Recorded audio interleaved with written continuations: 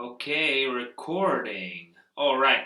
So today we're gonna talk about my bike, the Svartpilen 401, and I wrote up a script. Okay. I have many things to say, right? I have a list of 10 things I love, 7 things I hate, and yada yada yada, right? But I thought we're gonna start with actually a comparison of my experience with motorcycles and where I come from and all that. So take a look at this picture. Here we can see the Kawasaki Ninja 400 next to the Svartpilen 401. And the reason they're in this picture is because they are two bikes that are very similar but very much nothing alike, right? I had the chance to ride them both, not the Ninja, but the naked version. Just the Z400. It's the same but without the fairings, pretty much. And where did I ride it? I wrote it. It's literally the bike I learned on how to ride on gears. Basically, before that, they let me like a 250, a Suzuki 250 from God knows what year. It looked like the 80s or 70s or something.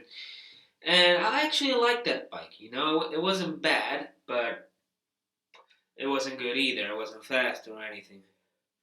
And then I got to learn on the Kawasaki 400, Z400, and it was awesome. Let me tell you, learning on that bike. It was brand new, 2019, so it felt really good, except on the highway, and well, that's pretty much it. And just from stoplight to stoplight, I guess.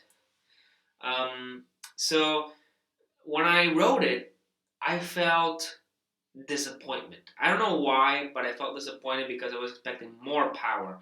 I mean, you look at the thing on paper, and it's even slightly more powerful than the Svartpilen, so it should be faster. And it is. It is faster on a straight line.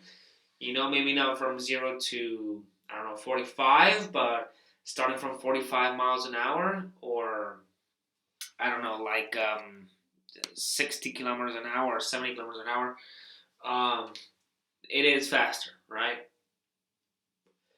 However, the way it delivers that power was actually kind of boring.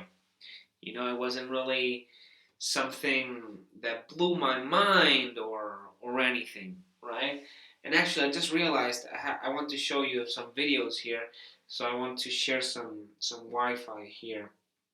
But anyways, it felt boring and vibrational, basically, right? It felt good otherwise. The suspension was good. It was very easy to handle, which was perfect for the A2 license here in Spain. Very maneuverable, very easy to ride, and not much to it, right? It was just, perfect in every sense, but at the same time boring because of it. Whereas the Svartpilen that I currently own, when I tried it, it wasn't really, but it was like a gamble, really, right? It was a gamble because I didn't know, I couldn't test ride the bike before I bought it. So I basically bought it using reviews from the internet and just, the looks and some research, right? Some research on reliability and, KTM support, all that stuff, right? So it wasn't 100% blind, but I never wrote it before I bought it. I had to pay for it, and then I bought it, right? So, but to my surprise, I was expecting something similar to the Kawasaki 400, and I was surprised because it felt way faster, way torqueier. From 0 to 60, man, this thing hauls ass. And I'm about to show you in a minute, as soon as, yes, the internet here connects, you can actually wheelie this bike, this motorcycle, right? Okay, you can even power wheelie this thing. Okay, it's quick off the top. It's very torquey, And here's a second person view, or third person, I guess. Yeah, third person. And it feels very lively, About it's about as light. It's slightly lighter, sure, but it's not. The difference is not big enough for it to be very noticeable, right? Um, it is more vibrational, I guess. I thought the Kawasaki was vibrational, but then man, I did a 200 kilometer, or let's say 160 mile, more or less, ride on this thing. Oh my god, the pain on my hands. My right hand went numb in my ass. Very uncomfortable. Okay. However, I did rubber mount the handlebars, and that helped a lot. Okay, that now the vibrations are manageable, and you get used to them. It's not a big deal, not a deal breaker. What else can I say? So, comparing the Svartpilen to the Kawasaki, I like the Svartpilen more. Okay, I'm still learning. Okay, so don't judge me too much. Basically, another thing, you can see the tires here. I've went off roading with this thing many times already, and it's very capable. Okay, it's a very capable bike, very light, very easy. I took it down some single track. Yes, the problem was the ground clearance. I was bumping the exhaust and scratching it against rocks and whatnot, but it did the job. It got there. It got me safe and sound. I crossed some puddles, some mud, and it was fun. It was a lot of fun. I don't think I would have had so much fun with the Ninja or the Kawasaki or the NE 400 other than the Svartpilen. You know.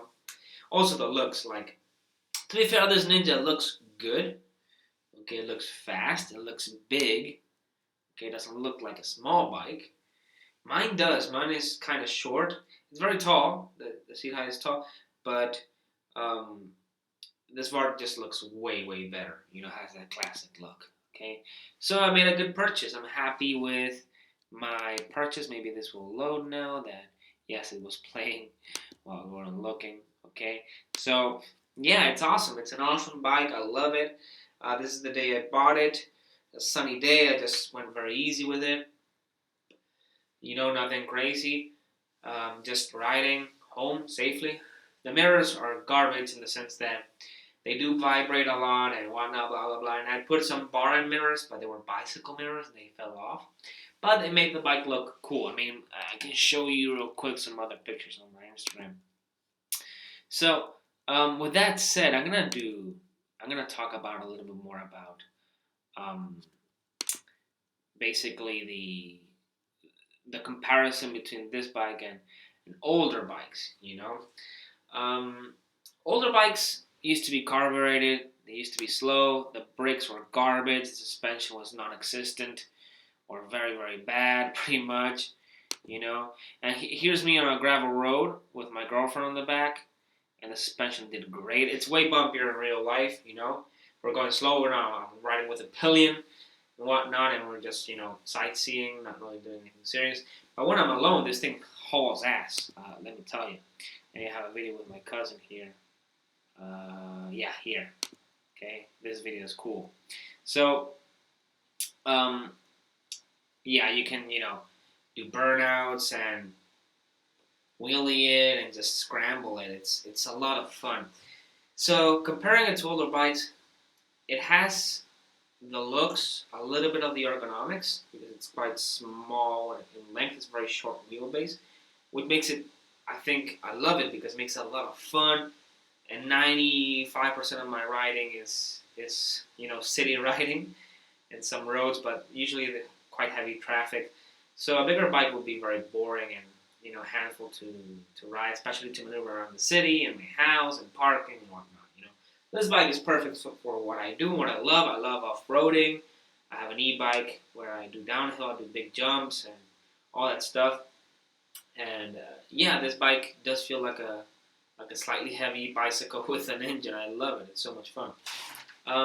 So comparing this bike to its predecessor, let's say a motorcycle from the 1970s, 80s, 90s, whatever,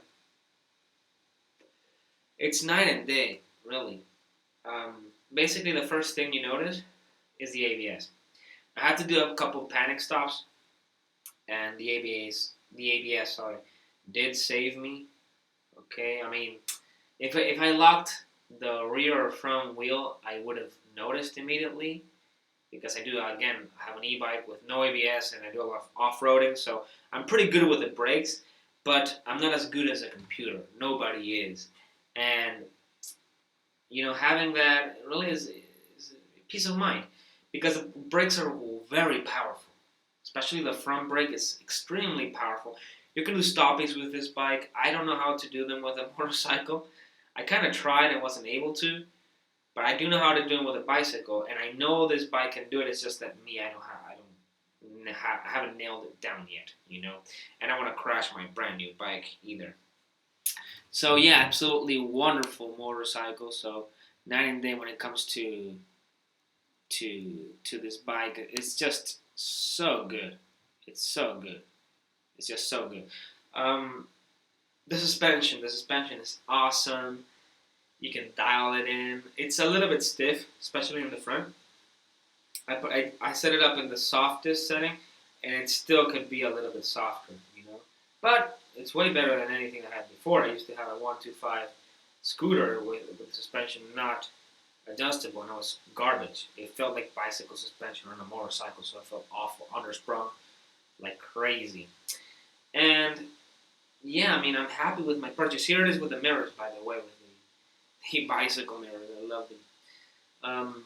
Look very, very good. Right? That's me, my stupid ass, talking. And I absolutely recommend buying this bike. Not for beginners, but for a second motorcycle, it's awesome because of the seat height and it's quite powerful. I think it's the only beginner bike that power wheelies in second gear. I have done it by accident, as a matter of fact, and it's awesome. I remember the first time I wheeled it by accident. I had my girlfriend on the back, first gear, just you know, almost wide open throttle, and bam, the front wheel was just up. It was a wow. And I thankfully have good bike skills and I can control those things. I've been riding for years, so that helps. I have that muscle memory to save my ass. And doing so many wheelies on a bicycle, it may seem silly, but it does help your brain kind of wrap your mind around it and know that, okay, if the front wheel is up, you either want to let go of the throttle or rear brake, which I do. So awesome. That.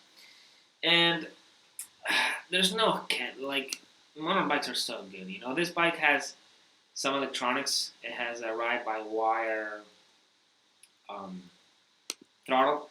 So it is in road mode. It's very forgiving. You can power wheelie it, but it kind of will notice it and will chop off the throttle a little bit so that you don't loop out, which is good, I guess.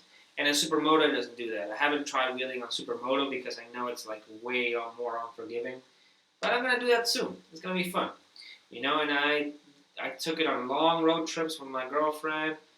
And sure, it's not very comfortable, but it gets the job done. And you can always buy an aftermarket, seat cover or whatever that makes it more comfortable. Or a rubber mount the bars, which I can even further do. And the bike's fine. I don't care.